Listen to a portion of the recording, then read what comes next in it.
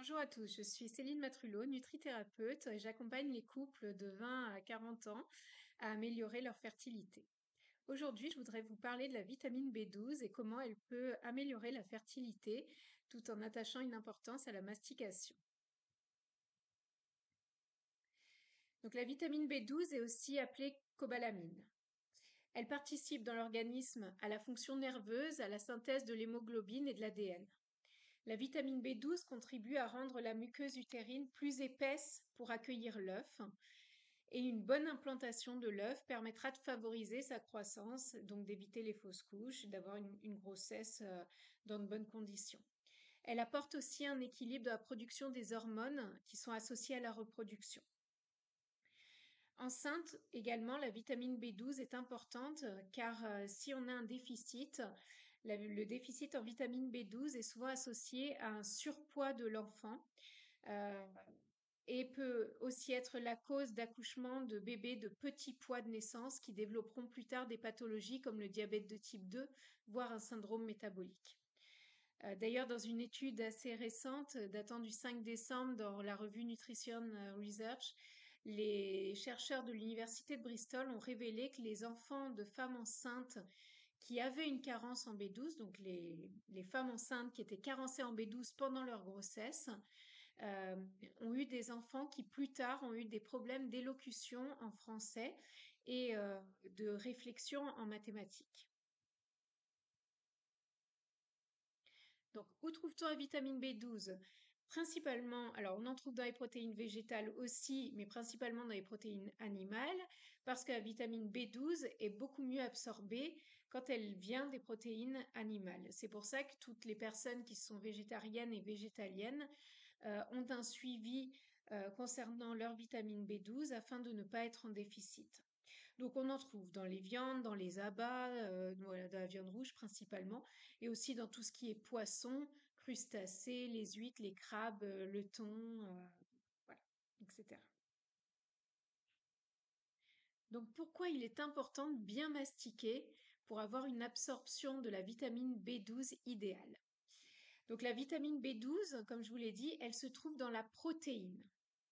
Et dans la salive, on va trouver une protéine qui s'appelle la protéine R. Elle a plein d'autres noms et pour faciliter les choses, on va l'appeler la protéine R, qui va avoir le rôle de protéger la vitamine B12 de l'acidité de l'estomac. Parce que l'estomac, dans des conditions normales, est très acide, il a un pH de 2, et c'est là que la digestion des protéines commence, puisque c'est un acide très puissant qui va détruire la protéine. euh, afin qu'elle se décompose pour ensuite être mieux absorbée.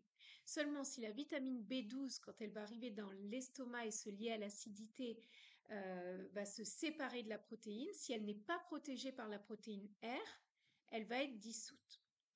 Donc ensuite, après le passage de l'estomac, dans le duodénum, on va avoir ce qu'on appelle le facteur intrinsèque. Il va prendre le relais de la protéine R, si vous voulez, pour le transporter tout au long de l'intestin pour aller jusque dans l'iléon, la partie de l'intestin qui est avant le côlon. Et c'est dans l'iléon que va avoir lieu le passage dans le sang de cette vitamine B12 avec donc le facteur intrinsèque qui disparaît et un transporteur qui va le transporter jusque dans le sang.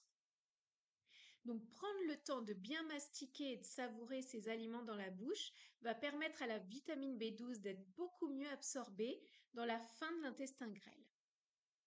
Donc, comme je vous l'ai dit, l'acidité de l'estomac va avoir un rôle très important dans la libération de la vitamine B12 et il y a des facteurs de risque de carence, du coup, forcément, si on consomme peu de protéines animales, on peut être en carence, mais également si l'estomac souffre d'hypochloridrie, donc un pH trop élevé. Si on prend des IPP pour justement relever ce pH, si on est stressé de manière chronique qui active beaucoup trop le nerf sympathique, le peu d'acidité ne va pas permettre à la vitamine B12 de se décrocher de la protéine animale et donc sera détruite.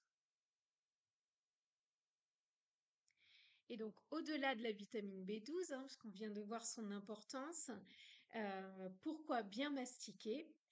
Plus la surface de l'aliment que l'on va ingérer va être hydratée dans la bouche, plus les enzymes salivaires, gastriques et pancréatiques agiront pour que la digestion soit efficace et que l'absorption gastro-intestinale des nutriments augmente. On enverra aussi de bons messages au cerveau pour que les enzymes et les acides biliaires soient libérés, mais aussi que le mécanisme qui fait avancer les aliments dans le tractus digestif soit efficace. Mastiquer va alors permettre de diminuer les irritations et les inflammations intestinales, tout ce qui est ballonnement, problèmes digestifs, l'hyperperméabilité intestinale et donc de limiter le développement de pathologies auto-immunes. Donc, n'hésitez pas à boire des solides. Et il y a un livre aussi très bien expliqué de France Guillain qui s'appelle Mastiquer, c'est la santé. Merci à tous. Au revoir.